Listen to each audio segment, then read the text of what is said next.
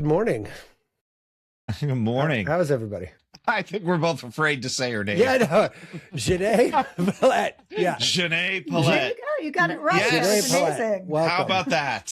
Listen, for anyone who saw this name in the show notes, it is a little intimidating because you're like, oh my God, what is going to happen here? Like, so like, I love, and just to let everybody know, I got both names wrong in the opposite direction. I went like, I was like Xanet Pailet, and like, no, that's definitely not it. Yeah. So I'm happy to admit I was embarrassed thoroughly on how I was practicing internally the entire time after she said her name just to not get it wrong. Yeah. But thank you so much for joining us. Yeah, welcome. Thank you. Thank you so much for having me. I'm excited about this conversation. So we are always excited about our conversations, but I was telling you before, and just to loop in audience, like one thing that I think is great about this is that this topic is something that nobody wants to talk about. But if you're around a campfire with your friends having a beer, talking about it, like it's like a hushed tone kind of conversation. And I've always found that to be a little bit intriguing. Because we all have sex, we all have genitalia, we all have, urges and health issues around that. Like, why the fuck is this so weird to talk about? Like, I don't get it. It just doesn't make sense to me, right? So I'm excited to dig in and get all embarrassed for everybody listening. Well, I'm glad that we're talking about it. And I think you're right. It for a lot of people, it's very uncomfortable to talk about sex. There's just a lot of, it's this weird thing where we're this super sexualized society, but we still have all these puritanical views around sex. And I think religion has had a lot to do with that. So there's just a lot of underlying shame that people have around talking about sex. Like, and it makes it very uncomfortable for people. It's like, I talk about shame being like the nastiest word in the universe. It is, right? It's something that can be very, very challenging for people, and sexual shame is very, very prevalent. So it doesn't surprise me that people have a hard time talking about it. Yeah, I wish I didn't. Yeah. So let's start there. Like what are some of the reasons why when you're talking to people and stuff, like, is there like recurring themes about why this is so hard? Because I've got some, guesses. But yeah. Sorry, I'm gonna giggle like a high school kid. Yeah. This entire conversation. And that happens too, right? Exactly. Are there themes why it's so hard? I think it's hard because we were socialized not to talk about it, right? Like we all have this, what I call a sexual blueprint. And in the sexual blueprint, which was modeled to us as children, like we noticed, did our parents talk about sex? Did our parents show what intimacy looked like? Was there a lot of touch? Was there a lot of holding? Like, how were you educated about sex? And so for many of us, it's just been very, very hush hush, right? And that gets imprinted inside of us. And it's just something that we're very, very uncomfortable about. But I do think it's very, cultural. It comes from culture. It comes from a lot of religion. Let's talk about religion. I was actually going to ask that. We'll get into that in a second. I think. What about other cultures? Because I really feel like you hear things about Europe or something, right? And they have different sexual norms, different ideas, right? And I'm assuming that's global. But are we as Americans maybe more repressed than other cultures? I think the Americans and the Brits, right? Because we come from this puritanical culture, which, they brought over to us, right? We didn't get the Dutch culture. We could have, but we didn't, right?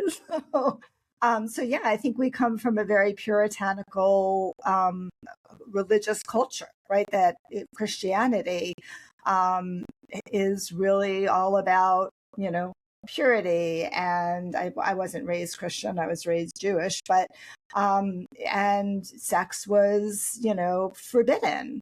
And unless you were married, and it was only done under certain circumstances, right? Same thing with Orthodox Judaism, by the way, right? And many other religions as well.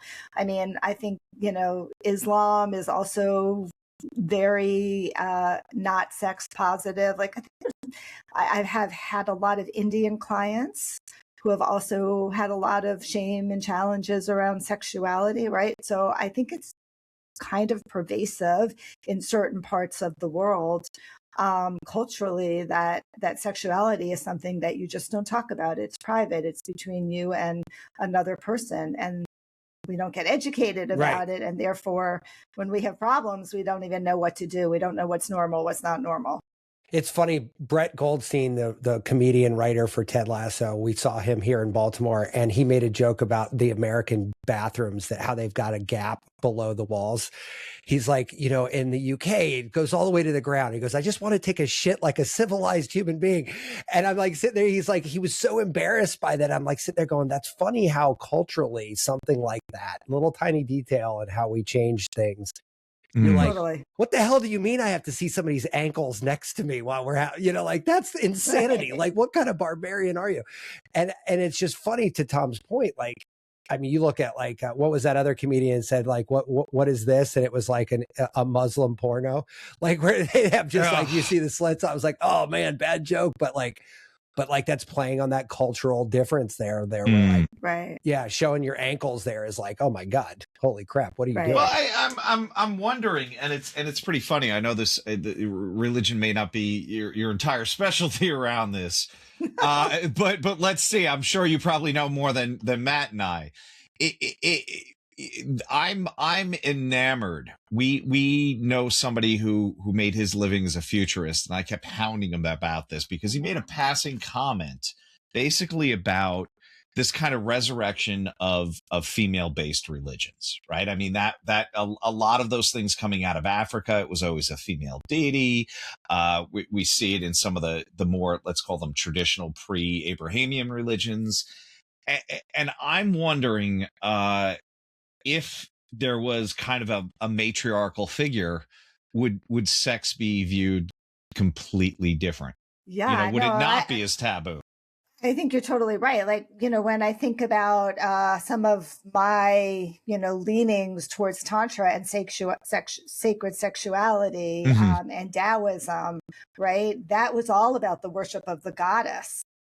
That was totally what it was about. And those were very, you know, they saw sex as sexuality as a blessing, right? As a way to actually access, you know, bliss. So I think that's definitely true. The patriarchy versus the matriarchy, which is female-centric religions, right, are much more sexually positive. They see the woman as the bearer, like as the creatress, right? Which she is, because she is the one who brings life into this world, literally, right? And so I do think that that is very true. That is not how we are in the United States, clearly, right? But in some of the ancient religions, there was much more of a much more sexually open, you know, perspective, for sure. And you see that in art too, right? In you know, yeah. Well, yeah. What was that old phrase? You could tell the health of a society through their artists and musicians. Right? Yeah, it's like, right. You know, like you can kind of, that's definitely like a thing. So like, if you looked at it like I don't know, not to clinicalize this, but like a candlestick graph of which direction we're going as a group, like, do you see that we're more opening up to this sort of line of thinking, or are you kind of just steady Eddie over there? I mean, I think there's a divergence, right? Like statistically, the data that we're seeing is that people are having less sex in general. Like we just see that, right? There's been a steep decline. Seriously? That's true. Yeah. Yeah. Wow. Is it stress related, do you think? Is it stress related? Is it the fact that people are more connected to their devices than they are to their partners? Right? Like, I'm not sure, but we're definitely seeing like a trend of people having less sex, especially in the younger generation. That's happening. They're not drinking. They're not doing drugs. They're not drinking. They're not having sex. What the hell are they doing? What the hell? Somebody put on a Led Zeppelin album and fix this. Right? So there is a trend of that for sure, going down. On the other hand, I think the other thing, that at least that I'm seeing, and I think other sex coaches and sex therapists in the world are saying, is that the younger generation is also, in some ways, they have, they're much more open, right? Especially like with respect to gender, they're a lot more gender flexible. There's a lot more experimenting with same-sex, relationships. And I think some of the stereotypical gender roles from a sexual perspective are shifting. So in some ways, I feel like there's more openness, but in general, the trend is people having less sex. For sure. You know when my kids really like to enforce gender stereotypes? When it comes down to who's mowing the lawn and who's doing the dishes. All of a sudden, my kids are like Ward Cleaver. They're like, oh, no, that's a boy's job. You're like, uh-huh. But so let me ask this. And that's, first of all, I'm like kind of processing that because that sounds bananas people are having to me. Less sex. Yeah, like that feels absolutely but crazy to me. It happened. There were reports even in Japan years ago, which is why I asked about stress, right? Because their population is declining. They're actively trying to get people to have sex. Yes. Right. So like, right. And you would think because the culture has the weirdest fucking fetishes. Yeah. Yeah, we had Todd Max Carey. I don't know what he goes by, but he wrote a documentary on kink, and it was really interesting because when he goes to like Germany and Japan, like some of these places, like the kink culture is like pinned out, like way different than us. And I think there's like this really interesting corollary between how much somebody leans into their kinky proclivities and how happy they are as a person. Like it's like a weird. Like, I'm like, oh, I guess that makes sense. If you got this itch and you can scratch it unabashedly, like that makes. Well, we also started with the whole shame thing. And if you can openly express what you're into, you're probably carrying less shame around it. Yeah, absolutely. I think that's definitely true. Like we all have these, what we call core desires. These are like the emotions that we want to feel around sexuality, around our sex life. And, like people who can really express that what they want. And they're really like, I can see this when I do exercises with couples. Some couples are like, some people are like, oh yeah, like I want to feel this and I want to feel that. And other ones are like, I'm really having a hard time figuring out what I want to feel. Right. So when you have a sense of like what your desires really are, and then you can fully and freely express them, of course you're happier and your sex is better, because when those emotional needs are actually being met, right, then you're actually, soothing childhood wounds, because it all goes back down to childhood wounds. And, you're able to like, really your nervous system gets to reset. And that's very powerful, right? Like, oh yeah, if I want to be dominated every time I have sex and I'm dominated all the time, that's super juicy for me. I can never get enough of that, right? Because that's just like a core desire that I want, that makes me feel good because I'm so in control all the time. The idea of like just being able to surrender and let somebody else take care of all this shit, that's fantastic. Right. That's interesting. Well, so that actually dovetails into what I was going to ask, that because I told you I'm still kind of processing this like atom bomb, but no, look, it's great. And this is why we have the show, right? Like get to learn all kinds of crazy stuff. But here's my question. If I didn't have sex for a month, let's say, I'd be a complete fucking asshole. Like, I'm not going to lie to you. I'd be an absolute lunatic. And I've gotten into fights with my wife if we go into like a spell where we're less active. I mean, you get into that like third week and you're like, I'm going to kill somebody. Like, and listen, that sounds dramatic, but it kind of gets dramatic in my head. Well, anyway, but even right? that, doesn't it become more mechanical than the actual, like, it's more of like, Yeah, but if you're having less sex just generally, right? Now I'm an 18-year-old, 20-year-old, whatever age group you have in your mind, Xanet, but like that group, if I'm having less sex, like, is it just like my entire emotional attachment to the act of sex is not the same as what I'm describing? Or are these things percolating under the surface? Like, is that frustration and that disconnect? It's hard to know because, that generation also like has so much access to porn. Right. And so they may be having less sex with another person, but they're probably having a hell of a lot of sex with themselves. I see. Right. Right. So, when we say people are having less sex, we're not looking at masturbation rates. We're looking at like, are they actually having intercourse? Yeah. Are you actually having sex? Right. Exactly. So, and I understand, like, for a lot of people, sex is a huge release, right? And you need to have that sexual release, but also it's a way to feel more connected with your partner, right? And I think one of the challenges that couples have that I talk about, like my new book is called The Sex and Intimacy Repair Kit. I love the name, by the way. There's so many people not having sex or in sexless marriages. That trend is going up. It's really for a lot of, especially women, like they need that emotional connection before they really want to enjoy having sex. And for a lot of men, they need the sexual connection in order to feel that emotional connection. Interesting. Yeah, it's almost like a perfect scenario for Right. It is right, and that's so why, the less sex is not just in the domain of the younger folks. It's actually in long married across folks. the board. Yeah. The rate of sexless marriages is high. Like, so everything is happening. I would think that's such a huge reason that people would get divorced. Yeah, but like, oh God, man, it's such a weird. Yeah, I don't even know how to ask this, but like, if it's, why don't they just get divorced and have more sex? I guess, is that it? And I get, like, hey, you got a family with somebody, you got all those financial and you have a history with somebody, but it almost seems like it's not healthier for either person in the long run. Right. Well, I think the first line of attack here is to understand why people are having less sex. Let's talk about like married couples and long-term relationships, like you, Matt, in your relationship. Why people are having less sex or why they struggle with that in long-term relationships, and usually, right, not having sex is a symptom.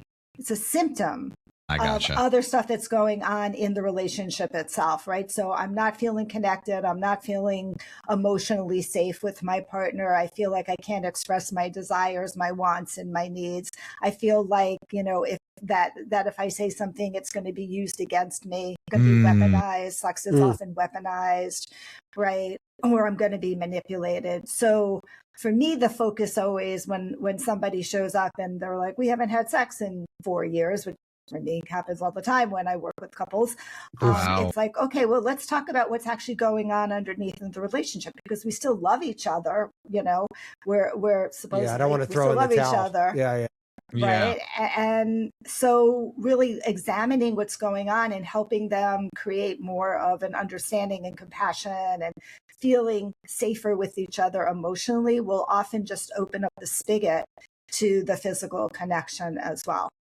Yeah, I mean, I think that I'd be curious to your reflection on this. Like, how easy is it? Because I think a lot of times when I'm when in my own relationship, if we're experiencing like a down cycle, it's usually not because of some systemic issue. It's usually because there was like 9 soccer practices this week. You know what I mean? Like other things that have to get done. Right. Yeah, and the first time yesterday was a great example. I didn't see my wife like one-on-one until like 10:45 at night. Like, obviously that's not like a, hey, let's line up a sex kind of situation. That's like a, hey man, how was your day? Let's check in and let's go the fuck to sleep. Like, it was basically like, totally. And I feel like that's kind of normal, but I mean, it does also feel like it's a black ice situation, if you will, towards like, okay, it's been 6 months of 9 soccer practices a week. We have not made any effort to do it, and is that sort of like an easy place to find yourself in, I guess? I think it is pretty easy, especially with kids, right? Yeah, like kids make a sex life really, really challenging. And, I don't have great answers. Like when people come in and they're like, well, we have these 3-year-olds. I'm like, you got 3-year-olds. Like, you can't lock them in the room yet. You can't lock your door, right? So the best you can do is like hope they're in-laws who can take them for the night and you get to go to a hotel. or you get to stay at home, right? And it does make that challenging. And then you're relying more maybe on quickies if you can, but you know how unpredictable children are, right? So I do think like very often it is a little bit of, I think black ice is a good analogy. It's a little bit of like you're sliding into something that you're not even aware that's happening. But I still feel like underneath that, if you haven't had sex in 6 months, something's going. Something else. Something else is there. You haven't had sex in a month. I'm like, okay, yeah, like you've had a busy month. Somebody's been sick. The kids have been throwing up. Whatever, right? Like that. Right. Yeah. But 6, we're starting to get into all the fun. Right? Yeah, all the fun stuff. There's a clinical situation happening at 6 months. Right? Right. At 6 months, it's like, I'm curious about that. Let's dig a little bit deeper and seeing like, how are you guys feeling about each other? Right. Tell me more. How are Here's you a feeling seat about on my each couch. other? Lay down. Xanet, we've kind of jumped over the part where we ask you basically, how'd you go from like, because you were a lawyer first, to a sex coach therapist? Yeah. Yes. Yeah.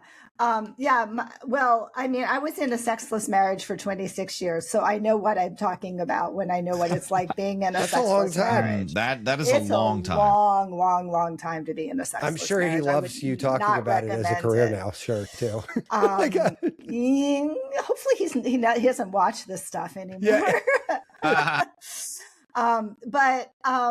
So I understand all of it, and a lot of my sexless marriage was initially related to stuff around me, like, you know, abuse that I experienced as a child, not sexual abuse, but shame trauma, which is a big thing.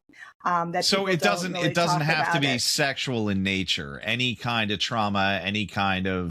Well, any type of trauma can affect your sex life, but sex shame trauma, like being caught playing doctor as a 7-year-old, other things that happen in early childhood can really, especially if you're sensitive, can really affect your feeling safe in your body and feeling like, you know, anxiety around, oh my God, I'm doing something bad. I'm going to be shamed. I'm going to be called out. My mother is going to walk on me. Right. And you have those experiences and it really just like shuts your body down, some other things. And so, you know, there's a lot of way that trauma can show up for people. It can also be medical trauma, which I also experienced around sexuality. So your body just starts saying, no, this isn't safe. This isn't safe. There's a lot of drama. There's a lot of pain. There's never been any, I've never had any orgasms. I've never had any pleasure. Like, I'm going to just stop doing this, which is really kind of what happened to us. But, you know, as in any other relationship, when that intimacy stops, the emotional relationship started unraveling as well. And we didn't talk about it. I mean, we tried talking about it a couple of times after our second kid was born. But I mean, I was like 31 or 32 and we stopped having sex and I didn't leave until I was 50, right? That says a lot about me. Right.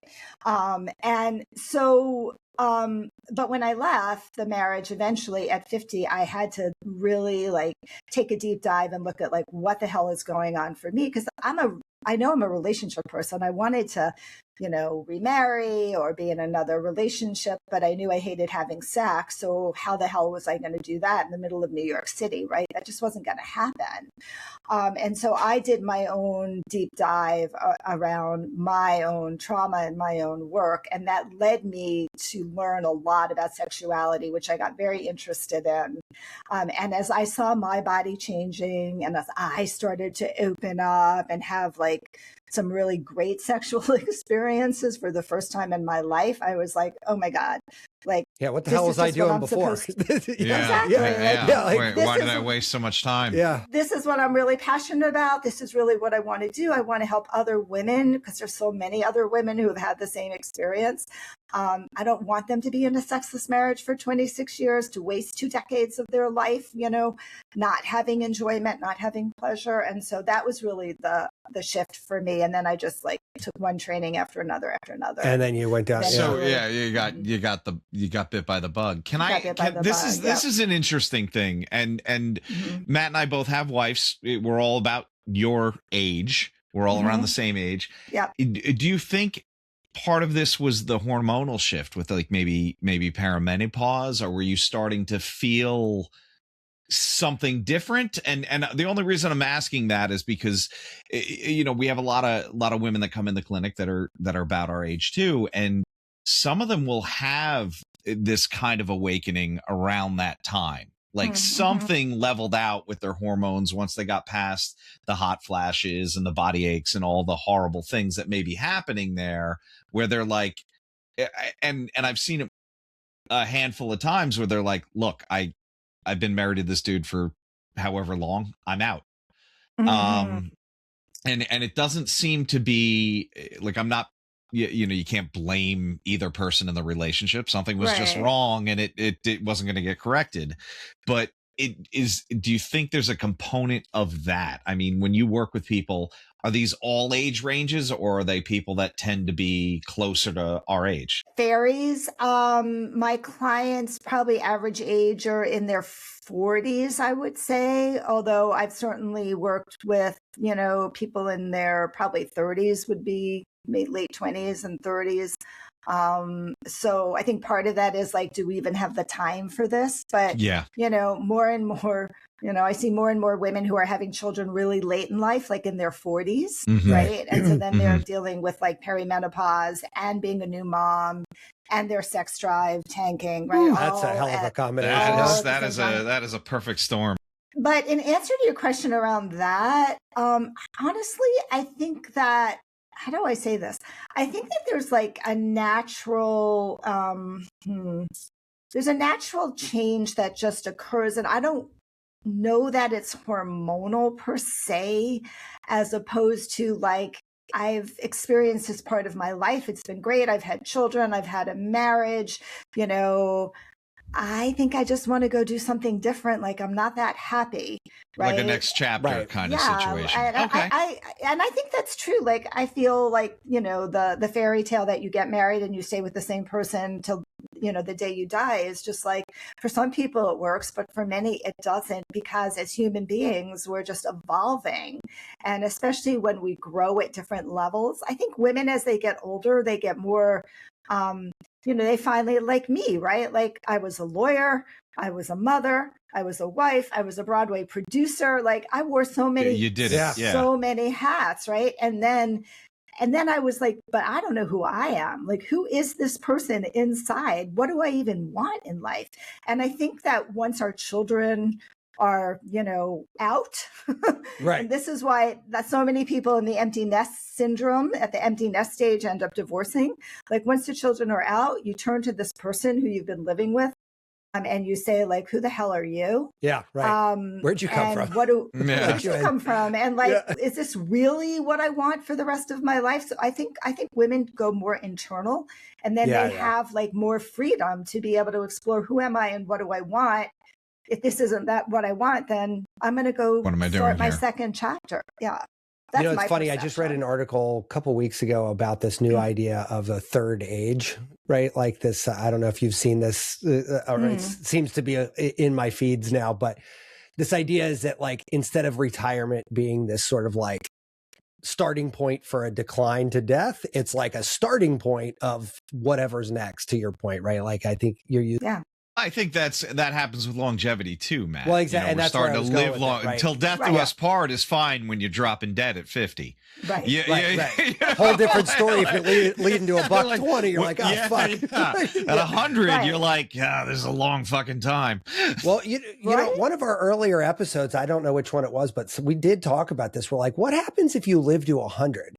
You could literally have 3 full-length marriages inside of that time, like completely, you know what I mean? Like, I mean, and shorter, if you wanted the shorter, more adventurous path, you could have more than that. Like, but I mean, you know, you could have at least 3 like meaningful time frames with another human being. And that's, to Tom's point, that just wasn't a possibility before, right? Like, right. It just wasn't, right? Well, so, you know, and think about the church influence on that too.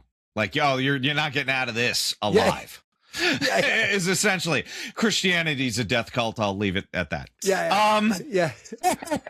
Well, you said you grew up Jewish. I grew up Catholic, and I married a Jew. So like, we're all like, the guilt. We joke all the time that Jewish and Catholic is the guilt is what ties us together. Yeah. It's like, true. Yeah. But like, I went to Catholic school K through 12. And I remember on my 13th birthday getting my first, like, and I was born in 76. So whatever, what is that? 80, 89, something like that. Like that was right when doctors were starting to like take a more active role, I think, because he goes, "Hey, do you know masturbation? Yeah. Are you good? Has anyone talked to you about masturbation?" I feel like I had a visceral reaction. Like, what the fuck are you talking about? Well, like, it's better than your sixth grade health teacher, and they're like, "We're gonna watch a movie." Right. Yeah. Right. And everyone's like, "Oh no, we don't do that." And I'm like, every one of us. Yeah. Right. Every fucking one of us. But it's like it's this like weird juxtaposition, right? And the first time in my life I remember that happening was when this doctor, who's not part of the church, not part of my Catholic school, is like, "Hey, here's how you touch yourself. This is like, but like blah, blah, blah, all this stuff." He's like, "Listen, it's not shameful. It's, you can do it." Like, and he didn't go into depth, but he kind of like peeled the first layer. The level of depth there, Matt, might be the difference between education and abuse. And pornography. Yeah, exactly.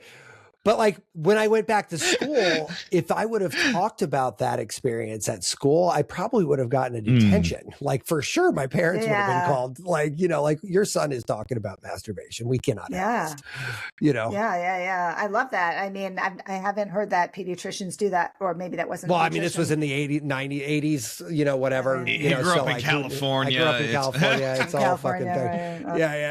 Yeah. That guy's retired and owns a cult in Lodi now. Right, probably right. Right. No, but I mean, like now, my kids have TikTok and stuff, and like I for better or for worse, their sort of knowledge highway on these things is like the Autobahn compared to what we were on, right? Like, I mean, definitely. And there's some parts about that are good. Like, hey, listen, the world is the world. And, it's kind of neat that some things about it more than I did at your age. But on the other side, I think that they also struggle to integrate that into like reality and be like, okay, just because some rapper is talking about like having sex with 8 women at a time, that's like not a normal thing, nor is it even a real thing. Right. You know what I mean? But telling that to a 14-year-old boy who saw that, like that's a tough conversation to have. Well, so, even that with pornography, right? So their access to pornography makes sex look like something that, unless you're in pornography, is probably not real. What, you don't always have sex with the babysitter? Like you that's don't not always nearly choke a woman to death. Exactly. It's like, no. In fact, most women probably don't like that. They frown on that. Yeah, they don't like that. Yeah. They don't like that. They frown on this. Yeah. That is probably not the way to go. Right. But it's funny that you said that is an issue though, right? Because there's a lot of, ways in which this younger generation is learning, quote, what sex is, right? Which is really not what sex should be. Let's put it that way, right? It's not what most women want. It doesn't create connection. Right. It creates disconnection. It makes it feel shameful. So there's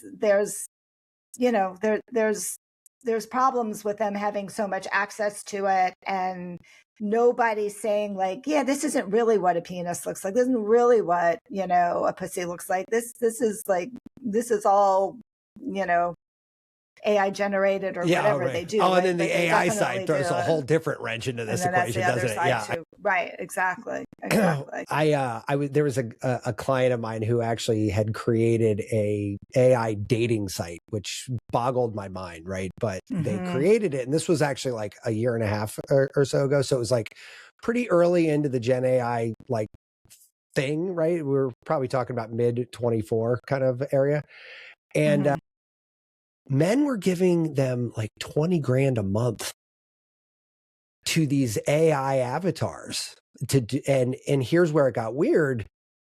There's like a psychological component to AI that I think we're seeing all over the place. You see like AI therapy is like booming, right? It's like a massive thing, right? And they said something about like, what was it like?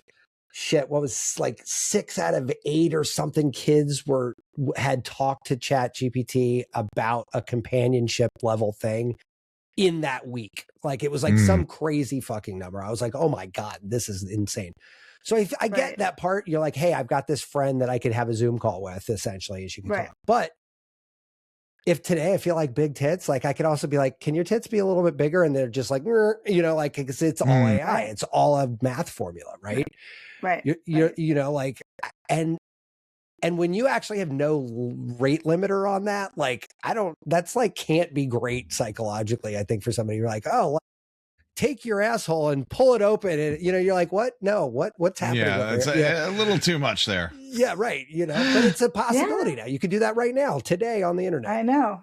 And you were saying that you're having somebody on who's going to talk about sex robots, but when we talk about, you know, these actually, pretty sure they started, I think, in Japan. Actually, that's where they were used a lot, and not surprising, right? And then weird for them not having a lot of sex. Yeah. Well, maybe they're not. Or is this the reason? If you use a robot, is that still masturbation? Yeah. Right. Yeah. I mean, I don't know. Like the lines between reality and virtual reality are really, really, really blurring. But again, like, I think we'll probably maybe see more of that as well here, right? And so, like, what does that mean to human connection? What does it mean to intimacy, right? Sure. When everything becomes so, if you will, robotic. That as an intimacy coach, that's scary for me, right? Sure. You know, I look at my grandchildren and I'm like, oh, what's your sex life going to be? Yeah, what's your sex life going to be? Well, you know, it's just to take a dark turn for a second. We actually had somebody on who was talking about using sex robots as a tool for things like pedophilia and such, where you're like, okay, here's a psychological disorder. Yeah. That we can now throw in like a decoy, if you will, like it's not touching any like human psychology, but like, I'm like, listen, I've got two edges on that in my brain, right? On one side, I'm like, oh, this is a really safe way, the safest way to do this, because both parties, the society and that individual, are both getting what they need out of the equation, right? Like, this person's not spreading their vial everywhere, and that person is not like building up, you know, because that ends up being like, you know, we hear it a lot about incels and all this other stuff, right? Like, I mean, that's a whole other, but like, it's also fucked up that you were building like maybe child robots to have sex with grown men to scratch an itch. Like, it's like kind of like, shit, am I allowed to say that out loud? Like, you know, it's like, the whole idea is really weird. It's very weird, really fucking like uncomfortable. Yeah, it's uncomfortable, and yet like there are people who have fantasies around that, right? Sure. They may never carry them out, but they have fantasies around that. So in many ways, that's a healthy way to be able to explore that fantasy without actually causing harm. Without causing harm, yeah. And I'm actually excited for that conversation, because I suspect that most of it's not around the darkest side of this equation. It's probably more around like, you know, hey, if you've got a thing around giving a blowjob, or, you know, cunningless. How do you say that word? Actually, I don't even know how to actually. Cunnilingus. There you go. Cunnilingus is how I say it. Yeah. Like, anyway, but like, that's a good way to practice. You don't have to be embarrassed. You're like, the robot's not going to care if you do it right. You know, like, I'm curious about that myself. Yeah, like, I'm just like, it'll be like that game Operation, though. It's going to buzz and shock you. Might be a good learning tool. Yeah. And how realistic is it? I don't know. Yeah, who knows, man? I'm who interested. knows? Yeah, I'm curious. Well, you know what? I was at a trade show actually where there was the biggest sex doll. No, this wasn't like an AI sex robot, but the biggest sex doll company at the trade show was run by two women, like, that were in their 60s. And it was the funniest thing, because if you looked at these women on the street, you would think they were a preschool teacher. Like there was nothing about them that looked like they owned this massive sex doll empire. Like that, not a single fucking thing about it.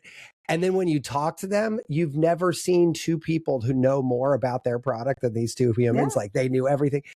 And most people, she told me, I said, listen, I got to ask you a question. Who the fuck buys these things? Like, you sell a lot of them, obviously, like thousands and thousands of these things a year. They sell a ton. And she smiles. She goes, you know what? People like, there's a lot of lonely people out there. And like, most of our clients aren't generally having sex with these things as often as they are buying them outfits and painting their nails and having tea with, weird. and I'm like, that's maybe even creepier than having sex with them. But at the same time, it's like, but at the same time, I'm like, how fascinating of a psychology experiment is this, that somebody's like going to go buy, and these things are expensive. You're talking about like $4,000 to $10,000. Like, these are not, thousands of dollars out. Like it's so funny to me. Do you think we're going to start seeing a fetish where like a guy's going to be like, hey honey, can you like be more robotic? Yeah, maybe. Just stop moving your goddamn legs. Yeah. Just lay there. Here's the prompt I used on my doll. Here, I'm going to put this wig on you. So Xanet, when you're I've got these LEDs. Yeah. So Xanet, when you're working with clients like couples, because when I looked at your website, I actually did notice something that was interesting. You said you've kind of like sunset working with men solo. Was there a reason like that drove that? I was just curious. I'm not shaming you or anything. I'm just curious. Too fucking weird, right? Too fucking weird. Yeah. The dudes are fucked up. No. I worked with a lot of men when I started out, and I think I just got, just boundary wise, and though I can certainly hold my boundaries, it just was more uncomfortable for me. Okay. And I just realized like what was more comfortable for me was working with couples. Because I really enjoy, I feel a lot of healing happens in the couple situation, right? That's where a lot of sexual healing happens. That's where emotional healing happens.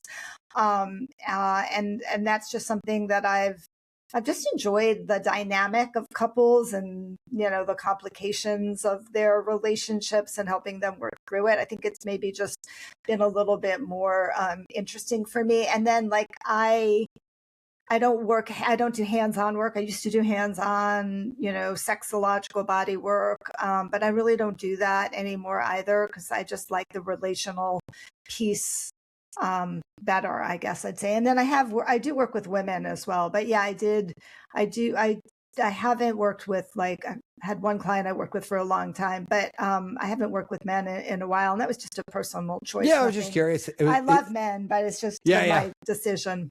Yeah. No, that's cool. So on you actually got into like, I guess what I was going to ask about the couple side, which is, when you look at couples and looks like you've seen a lot of couples like that sort of healing side on there. Can you talk to us a little bit about like what that journey kind of might look like for people? Because I'm curious how people come to you versus how they leave you, right? Like, yeah, so that's great. It's a great question.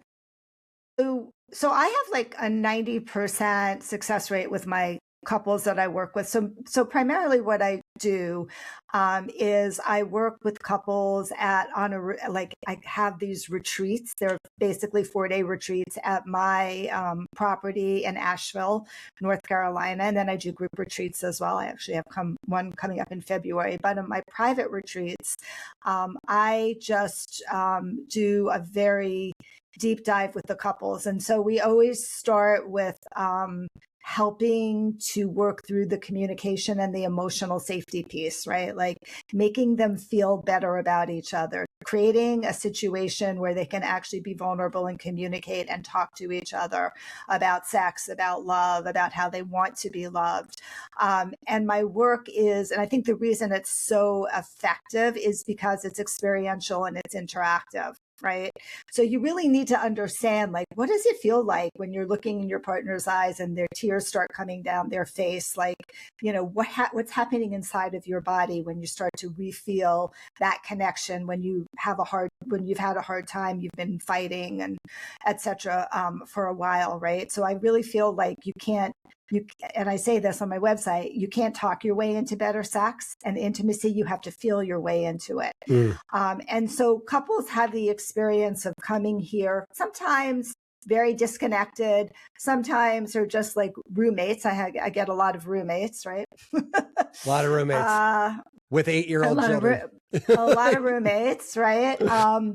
And so they start to first feel the emotional connection of like, oh yeah, like I have some empathy for this person. I remember what it's like to, what's it like to be in their shoes, right? What's it like inside of them, right? So I always want to create empathy, because I think empathy is the piece that really holds relationships together, vulnerability and empathy. And then once that couple starts to feel more emotionally connected. And it depends, right? Some couples, we spend the whole 4 days working on the emotional part of the relationship because they aren't fighting a lot. So they need to learn how to repair conflict in a way that makes them both feel good, because most couples have no idea how to do that. They do a terrible job with it, and it just builds up constant resentment. Right. And then, it gets to a point where you just don't even want to talk to each other, or you shut down. Right. Right. So I really work on that. But in a couple where it's like, yeah, we need to learn how to do a little bit more repair, but we're generally in a good place, then, we start working into like, well, let's talk about touch.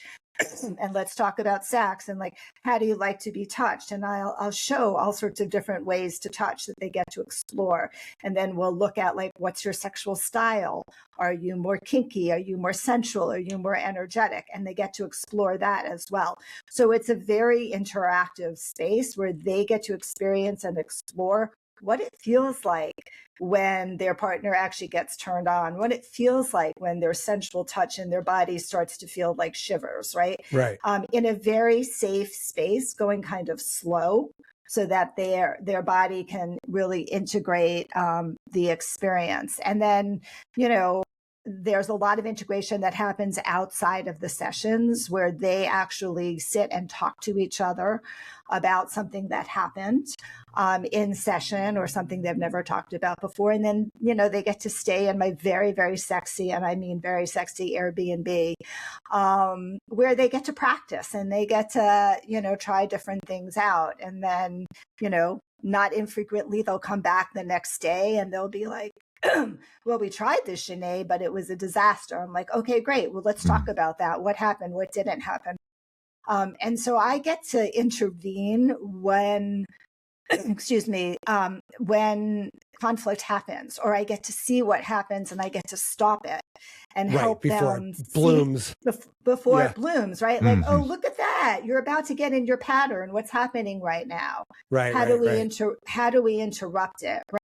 And that's very powerful. That makes the difference between success and not feeling success, right? Because it's not me talking at them, and I don't spend a lot of time talking about their past history unless it's really it's about relevant. now. Right. Yeah. It's about now, and it's about the, like I talk about when you're in conflict, it's really like, what's the conversation under the conversation?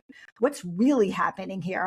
I know you're pissed off that we're not having sex, but what's really happening here is that you're resentful that I've been, just make something out, that I've been working a lot, you are feeling ignored and underappreciated, right? And so when you start to repair that, everything starts to open up. So that's kind of what an experience would look like, and why most of my couples, a vast majority of my couples, really have good success. And I do, with many of them, continue to work with them for a little while after the retreat, just to make sure that they don't go back to their old patterns, which we all do, right? Pattern interrupt is such a powerful training thing. And it's funny. One of these things that I never learned about till later on in my life. Right.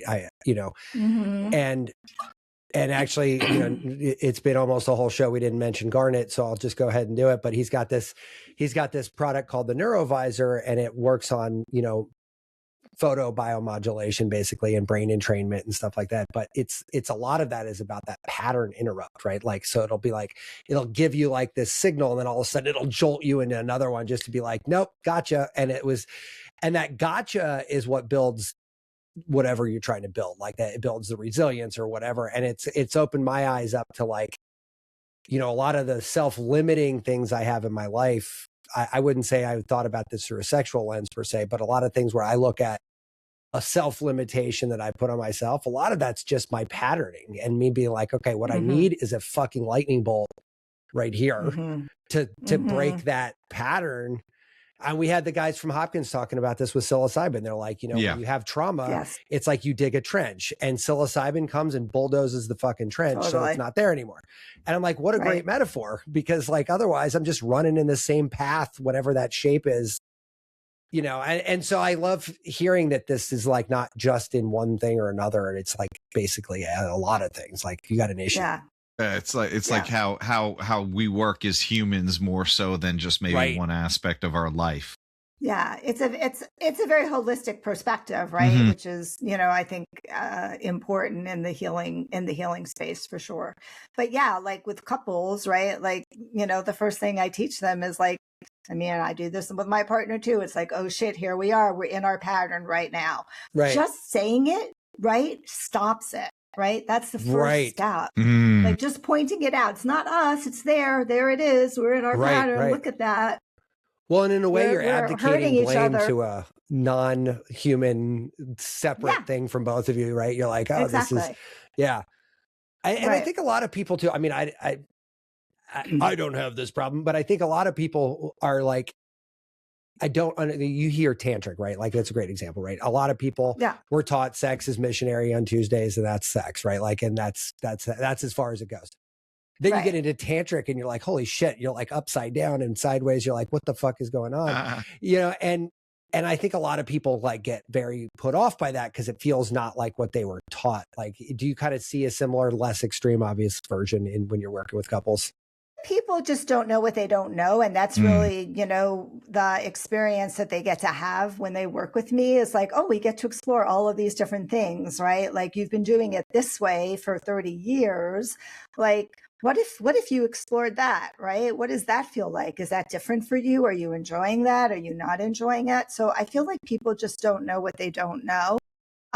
And I want them to know that there's this whole smorgasbord. There's a lot of different opportunities to experience sexuality in a lot of different ways and sensuality in a lot of different ways.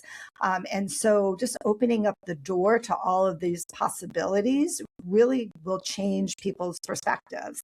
And you never know where it's going to go. Some people are like, oh, this energetic stuff is amazing. We want to, stay on this tantric path and really explore this. And other couples will be like, well, we thought kink was dirty, but like this is really a turn on. Right. And sure.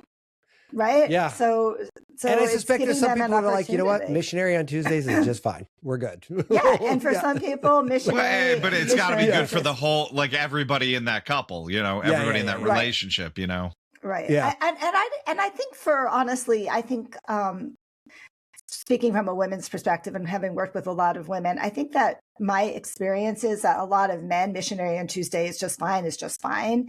But women get bored. Women get bored very easily. We do. Right. That's interesting. So women are always the one who are like, I want something different. I can't keep on doing the same thing over and over again. We need to do a different position. We need to, right. Like, so I think people need to understand that women have a much shorter attention span. That's funny. Hold on. I'm taking notes, Xanet. Women get bored more easily. Yeah.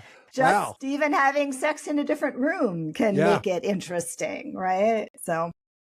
Yeah, and I think that. I mean, I'm not at a spot where I don't have kids in my house anymore, but I think it is always one of those things where I'm always curious about, because like it's hard to remember life before kids, like, and you were in New York City, I was in Hoboken, right? Like it was, so might as well. I'm in Asheville now. I used to be in New York City. No, I know, but you were at one point. What I'm saying is I spent my younger years in Hoboken, so like it was all New York, all that stuff, right? Yeah, New York. And like I know we must have had something to do because I was there for like 15 years, but I don't remember what the fuck we did, because like only thing I remember about Saturday mornings now is like, what game are we going to? What breakfast do I have to make? How like, fast do I got to get somebody somewhere? How fast do I got to get somewhere?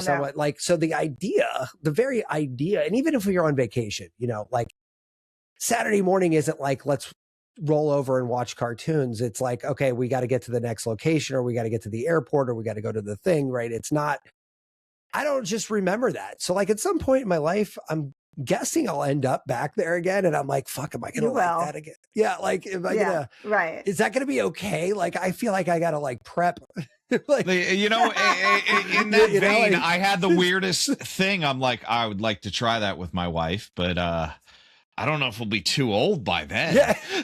I'm like, you gotta wait until the kids are out. That's gonna take some prep. Yeah. There's a tarp. Yeah.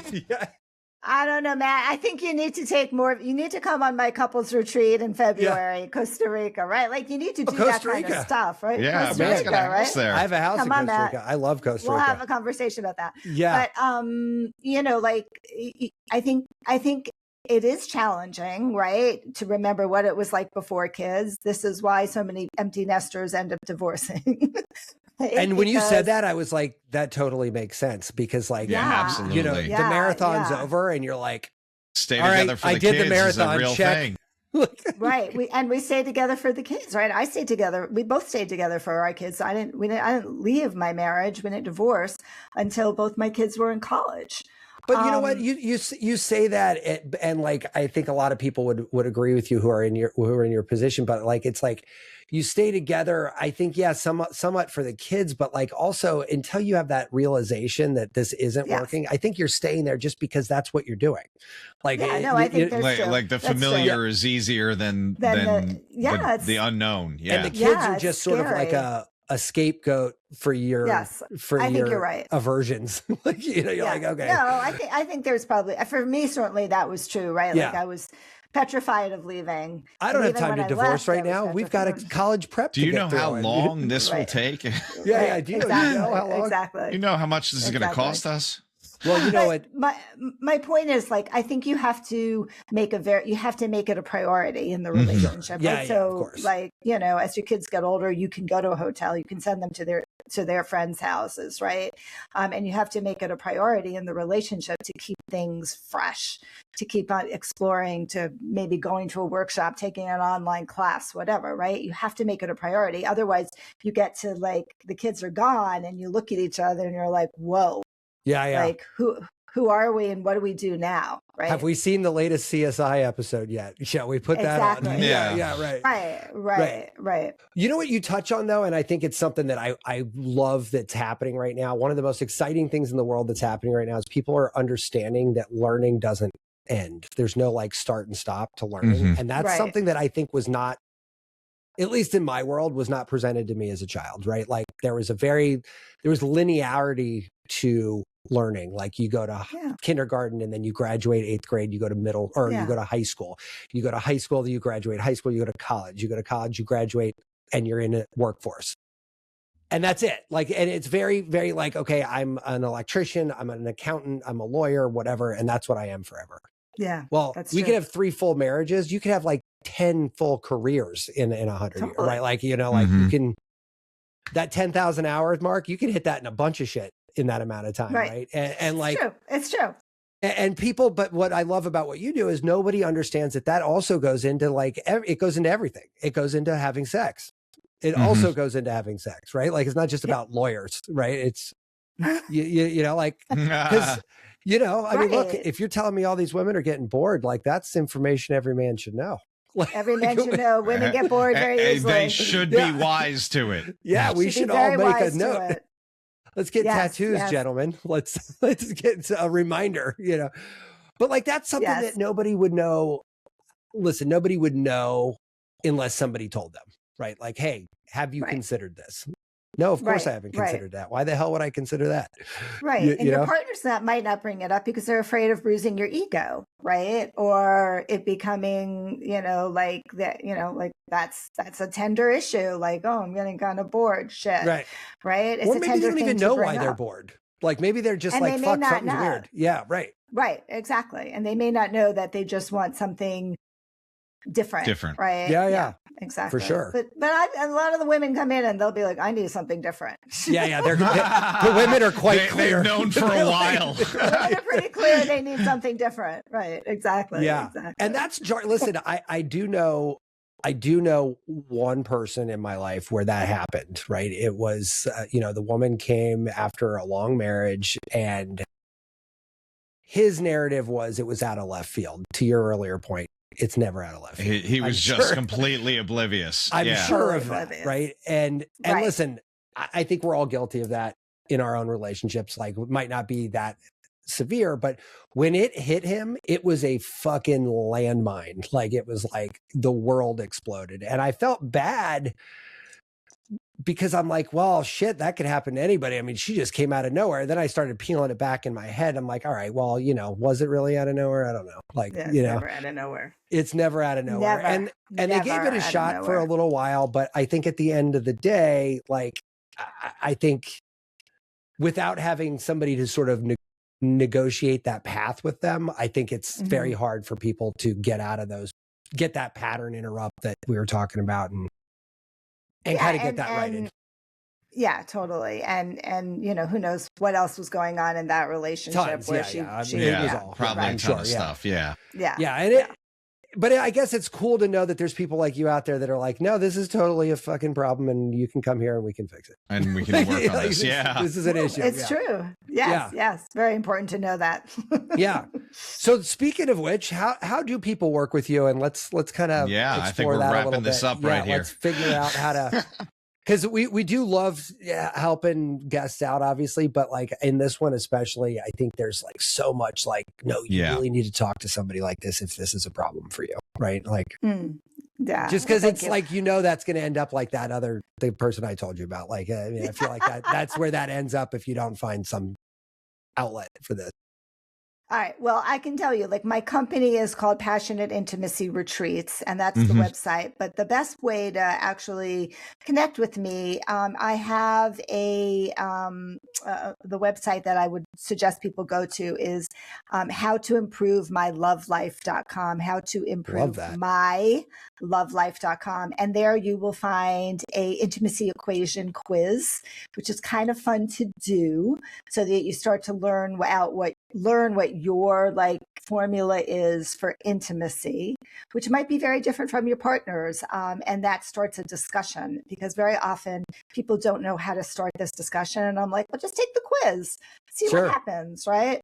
I love a quiz. I love a good quiz. Who doesn't love a good quiz? Right. And from there, you'll find out, you'll be able to get information about my new book, which is the Sex and Intimacy Repair Kit. And how to connect with me, how to attend a retreat, private retreat, a group retreat in Costa Rica. Yeah, lots of ways to connect. Hopefully next year there'll be an online class as well that I'm working on. Oh, I like that idea too. I was actually going to ask you earlier about that. Is this feels like the antithesis of Zoom because it is a kind of a more tactile thing, it's very hands-on. Yeah, well, that's part of the reason I pretty much only do retreats because I realized, especially during the pandemic where, I was just doing a ton of Zoom stuff, that it was very hard for me personally to be able to really see the results that I wanted when I just had people on the other side of a screen. Because it's so interactive and experiential, and I want to show you this and I want you to try that. And it's really hard. I can't demo, I can't model anything. So Can you move the camera so I can see something? Yeah, you're like, I did have people do that. Set up your camera differently so I can have you do an exercise across the room. But it's so hard because I'm so hands-on in session. That takes the wind out of the sails, I would imagine, pretty quickly. Yeah. You're like, okay, we can make this work, but it's not great. Yeah. It's not great. Yeah, exactly. Well, Xanet, it's been fun talking to you. This is well, thanks for having me. Pretty eye-opening. Yeah, we didn't even get as embarrassing as I thought we could have, but I mean, hey. I didn't blush once, I don't think. I didn't blush once. Yeah. We did all right. Yeah. But yeah, thanks for stopping by, and we appreciate the time, but like I think this is like fun that you're doing it, and I just keep that up. And by the way, I love Costa Rica again, if I haven't said that enough. So you picked a good spot there. Yeah. Awesome. So all right, thank you all. All right, guys. Enjoy the weekend. Take care. Bye. Take care. Be subversive, irreverent. Health is wealth, but you knew that. Everybody knows that. But so is following us on social media at Irreverent Health. And check out our website for more exclusive content at irreverenthealth.com. Oh, I like this. Thanks for tuning into this episode of Irreverent Health.